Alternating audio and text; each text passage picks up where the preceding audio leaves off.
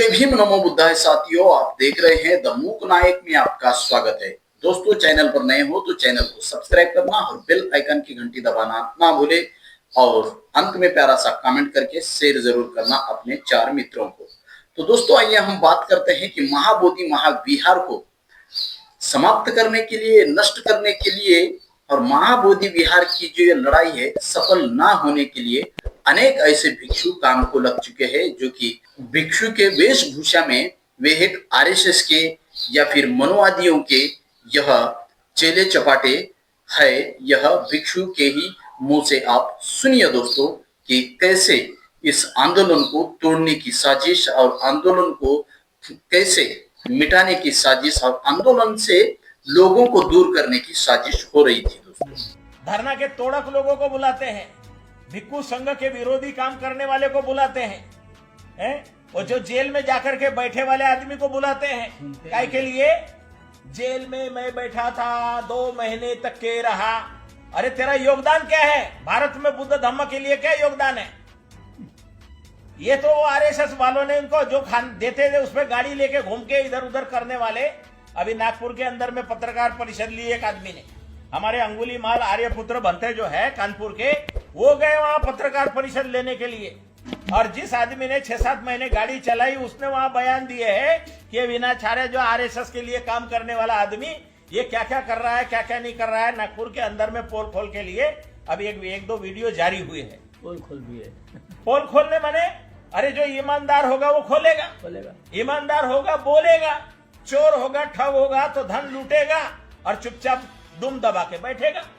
इसलिए महाबोधि महाविहार के मुक्ति के लिए बाधा कौन कौन है? अनागारिक धम्मपाल जिंदगी भर लड़ते रहे, वो बोधगया का महंत, वो बोधगया महंत के पीछे सारे ब्राह्मणों की संस्थाएं साथ में जुड़ी हुई है, छोटे मोटे सारे संगठन जुड़े हुए हैं। और जिस दिन ये अंतानी वहां बोधगया मठ के अंदर घुसा है, ये यूट्यूबर अंतानी, उस दिन से इसने हमारे धरना के खिलाफ भोंकना शुरू किया, लामा जी के खिलाफ जहर उगलना शुरू किया। तो ये हमारे कभी नहीं थे, ये तो इनको पैसे से मतलब है। यूट्यूबर जो है ना, जितने धरना पर आए, खाए, आगे पीछे घूमे, वहां पर लेटे सोए, और जैसे ही ये बोधगया महंत के मठ में घुसे तब से इनकी बुद्धि भ्रष्ट हो गई। पागल कुत्ते की तरह से उल्टे उल्टे बयान देते हैं। धरना खत्म हो गया, धरना वो हो गया, आकाश लामा बिक गया, आकाश लामा ये हो गया। अभी किस मुंह से आकाश लामा के बोलते हैं हम एक करेंगे? अरे 10 रुपया भी इधर धरना पे नहीं दिया और बोलते हम एक करेंगे। एक हो गए ये झूठे लोग, मक्कार लोग, डाकू लोग, ये शैतानों से भी गए बीते लोग हैं जो चीवर पहन करके लोगों को गुमराह कर रहे। तो जो भंते ज्ञान ज्योति है, ज्ञान ज्योति जंगल वाले, ताड़ोबा वाले, वो भी वहां गए और उनके सामने ये सारी बातें हुई कि ये आरएसएस का पिल्लू है, ये विनाचार्य आरएसएस का पिल्लू है, जिसको आपने नागपुर में बुला करके और उसको इधर उधर घुमा रहे हैं। तो इस प्रकार से ये जो भिक्षु का आपने सुना है, यह पूजनीय भंते प्रज्ञाशील है। वे महाबोधि महाविहार मुक्ति आंदोलन को खड़ा करने में इनका बहुत बड़ा रोल है दोस्तों। और ये भिक्षु ऐसे है, ये ना कभी आपको सामने आए हुए दिखेंगे, ये ना कभी आगे आते हुए दिखेंगे, ये ना कभी मैं इस आंदोलन में मेरी ऐसी भूमिका है, वैसी भूमिका है, मैंने आंदोलन खड़ा किया। ये उनके मुंह से इस 2 साल के समय में आपने कभी सुना नहीं होगा। लेकिन सबसे बड़ा रोल इनका है इस आंदोलन में, ये कहने में कोई हर्ज नहीं है। जो भी आंदोलन शुरुआती दौर से है, वे उस आंदोलन को संभालते हुए आए और उन भिक्षुओं को एक जगह रख करके वो आज भी बिहार स्थित उस विहार में भिक्षुओं के साथ वो आंदोलन जारी रख रहे हैं। दोस्तों, उन्होंने एक खुलासा किया है कि विनाचार्य किस प्रकार से इस आंदोलन को तोड़ने की कोशिश कर रहा है और विनाचार्य कैसे यह एक मनुवादी विचारधारा का या आरएसएस का भिक्षु है, वह उन्होंने खुलासा किया है। दोस्तों, मैं तो आपको शुरुआती दौर से ये बात कहते हुए आया हूं कि कुछ तो गड़बड़ है, कुछ ना कुछ दाल में काला है।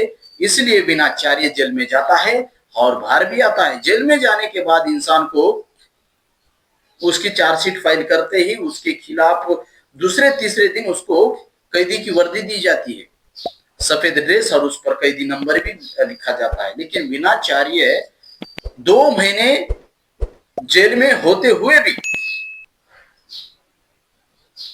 उसको कोई वर्दी चेंज नहीं की। ये भी सोचने वाली बात है। वो वैसे ही थे जैसे चिवर में आज है।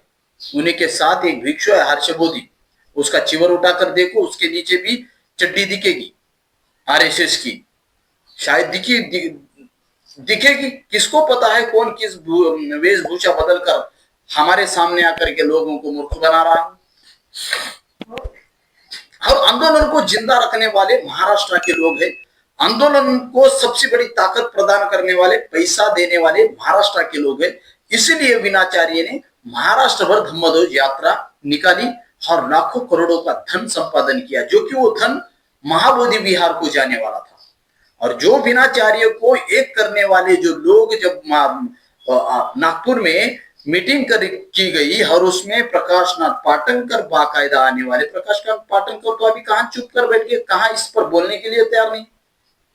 उस आने वाले धन का हिसाब रखने वाले थे प्रकाश नाथ पाटनकर, ये भी कहां चुप, कहां बोए अभी तो पता नहीं है। ना तो विनाचार्य के पास से धन वो मांगने के लिए सामने आ रहे, ना तो जो महाराष्ट्र में उनको सवाल किए जा रहे थे, विनाचार्य की जो धम्मध्वज यात्रा को बाधाएं आ रही थी, उस बाधा को हटाने के लिए एक होने का नाटक विनाचार्य ने रचा। और वो एक होने के लिए समाज में हम एक हो गए। अभी मैं भी इस आंदोलन का प्रणेता हूं, मैं भी इस आंदोलन में एक बड़ा फेस हूं, ये दिखाने के लिए विनाचार्य ने जो कुछ भी ढोंग किया वह आज आपके सामने है।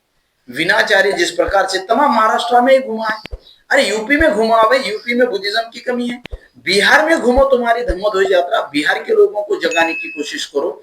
राजस्थान में जाओ, वहां पर आज भी कितना जातिवाद बढ़ रहा है, वहां जाओ। विनाचार्य का महाराष्ट्र में क्यों घूमता है, जहां पर वो भी अच्छे उपासक हो, जहां पर अच्छा लोग बुद्धिज्म को फॉलो करते होंगे। मराठवाड़ा में कितना घुमा है, मराठवाड़ा के आसपास घूमो, आज भी लोगों को जाति के नाम पर छल किया जाता है, आज भी लोग अंधश्रद्धा में डूब रहे हैं। मराठवाड़ा में घूमो, आज भी लोग बुद्धिज्म की ओर बढ़ने से थोड़ा बहुत वो भी कतरा रहे हैं, क्योंकि उनके भीतर जातिवाद बढ़ चुका है वहां का। तो विनाचार्य महाराष्ट्र में ही क्यों घुमा, क्योंकि महाराष्ट्र की ताकत, सबसे बड़ी ताकत महाराष्ट्र की है उस आंदोलन को सफलता की ओर लेके जाने के लिए।